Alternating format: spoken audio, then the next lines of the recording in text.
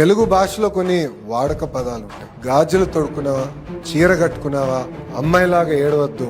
ఇది ఎప్పుడు వాడినా నాకు చాలా బాధ కలుగుతుంది.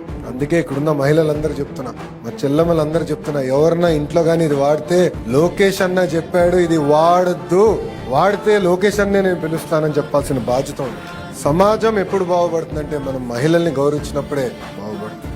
అందుకే సినిమాల్లో, వెబ్ సిరీస్ లో కూడా మహిళల్ని కించపరిచే విధంగా వ్యాఖ్యలు ఉండకూడదని నేను ఇప్పటికీ మన గౌరవ ఉప ముఖ్యమంత్రి గారితో చర్చించా, గౌరవ ముఖ్యమంత్రి గారితో కూడా నేను చర్చిస్తాం జరిగింది. దీన్ని మేము ముందరికి తీసుకెళ్తాం.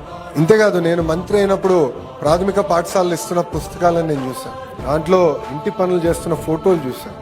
అన్ని ఆడవాళ్ళు చేసే ఫోటోలే వచ్చాయి. నేను అది 50-50 చేయమని అధికారులకు ఆదేశించాను. అది మొన్న మీకు వచ్చిన పుస్తకాల్లో ఆ మార్పు తీసుకొచ్చాను. ఇది నేను ఎందుకు చేశానంటే, నేను బలంగా నమ్మేది ఇంటి పనులు కూడా ఆడమగా ఇద్దరు సమానంగా చేయాల్సిన బాధ్యత ఉంది.